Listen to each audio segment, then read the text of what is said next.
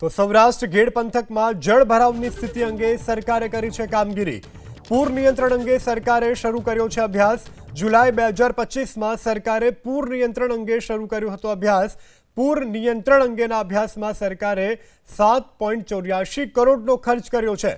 તો દર વખતે ગેડ પંથકમાં જ્યારે ચોમાસામાં પાણી ભરાવાની સમસ્યા સર્જાય છે, જેને કારણે ખેડૂતોના ખેતરમાં ઉભેલો મોંઘો પાક જે છે તે પણ નષ્ટ થતો હોય છે।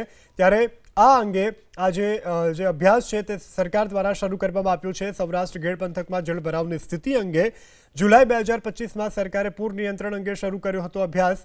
પૂર નિયંત્રણ અંગેના અભ્યાસમાં સરકારે 7.84 કરોડનો ખર્ચ કર્યો છે। તો પૂર નિયંત્રણ અંગે સરકારે અભ્યાસ શરૂ કરી દીધો છે। સૌરાષ્ટ્ર અને ગેડ પંથકમાં જળભરાવની સ્થિતિ અંગે કામગીરી કરવામાં આવી છે। પૂર નિયંત્રણ અંગેના અભ્યાસમાં સરકારે 7.84 કરોડનો ખર્ચ કર્યો છે। તો દર વખતે ગેડ પંથકમાં જ્યારે ચોમાસામાં પાણી ભરાવાની સમસ્યા સર્જાય છે, જેને કારણે ખેડૂતોના ખેતરમાં ઉભેલો મોંઘો પાક જે છે તે પણ નષ્ટ થતો હોય છે। ત્યારે આ અંગે આજે જે અભ્યાસ છે તે સરકાર દ્વારા શરૂ કરવામાં આવ્યો છે। સૌરાષ્ટ્ર ગેડ પંથકમાં જળભરાવની સ્થિતિ અંગે જુલાઈ 2025માં સરકારે પૂર નિયંત્રણ અંગે શરૂ કર્યો હતો અભ્યાસ। પૂર નિયંત્રણ અંગેના અભ્યાસમાં સરકારે 7.84 કરોડનો ખર્ચ કર્યો છે।